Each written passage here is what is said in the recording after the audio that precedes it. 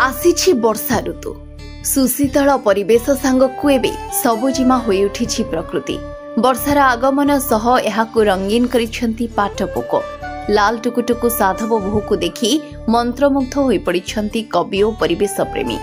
प्रकृतिर घास गालीचारी सते जेपरी ओल्ही आसिछंती अपसरा। चाष जमी गाँ दांड सबुआड़े एबे चारिआड़े साधव बोहूर पसरा। गाँर कुआरी झियोंक खेलिबा पई हेउ किंबा कविर कविता लिखिबा पई मनोरंजन खोराक जोगाई थांती एही लाल टुकुटुकु साधव बोहू माने। सबुज घास गालीचा उपरे लाल टुकुटुकु साधव बोहूकु जी देखिछि घड़ीके रही जाइछि ताकु चाहे। नाली रंगर फरुआकु सते जेमिति देहरी बुड़ी होई लाजी बोहूटी परी सबुज घास गालीचा उपरे धीरे धीरे चालुछंती ही साधव बोहू।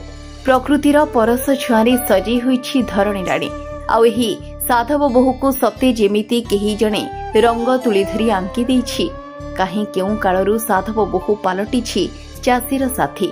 साधव बोहूकु देखि चाषी भी खुशी होई थाए ए वर्ष भल वर्षा हेबो बोली। हेले ए शौखीन कीट साधव बोहू विलुप्त प्राय। रासायनिक सार और कीटनाशक जोगु लोप पाई जाउछि वंश। तथापि बौद्ध जिलार विभिन्न ग्रामांचल रे देखा जाउछंती ही साधव बोहू। वर्षार आगमन रे बौद्ध जिलार विभिन्न चाष जमी पहाड़ पर्वत एबे होई उठिछि सबुजिमार गालीचा। आउ सबुज गालीचा उपरे साधव बोहूर आगमन को देखि कवि भावुक होई उठिछंती परिवेश प्रेमी।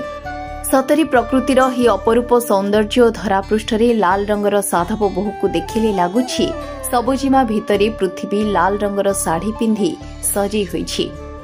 Bureau report RCN Odia.